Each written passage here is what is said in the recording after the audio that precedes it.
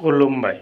दिनै जों बिजाबनि खौरां आयदायाव गांसे सुंद' सल' बिजाबनि बागै रायथिना होनो लानाय जाबाय सुंदुङै।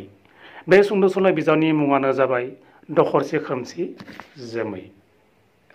बे सुंद' सल' बिजाबखौ लिरदों एबा फोसावदों सासे जाखांफुनाय लाइमोन लिरगिरि क'क्राझार गसाइगावनि दिब्यज्योति बसुमतारिया। बे सुंद' सल' बिजाबाव गासै दों 14 सुंद' सल' दङ। सुंद' सल'नि मुंफोरखौ रायथिना होनो लानाय जाबाय।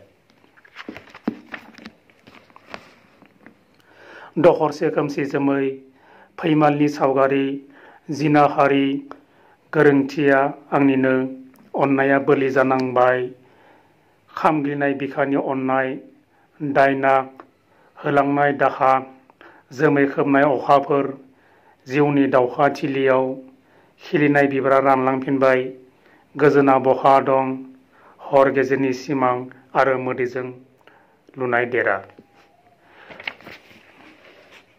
बे सुंद' सल' बिजाबखौ ब्रैथि इंराजि बोसोर 2022 मायथाइयाव फोसावनाय जादों।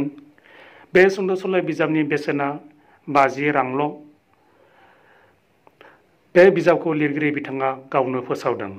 जों मिजिंथिदों दि लाइमोन लिरगिरि दिब्यज्योति बसुमतारिनि बे सुंद' सल' बिजाबखौ बयबो अनसायगोन, अनसायनानै बिथांखौ आरोबाव गोदान थुनलाइ सोरजिनायाव एबा बिजाब फोसावनायाव मदद होगोन एबा थुलुंगा होगोन।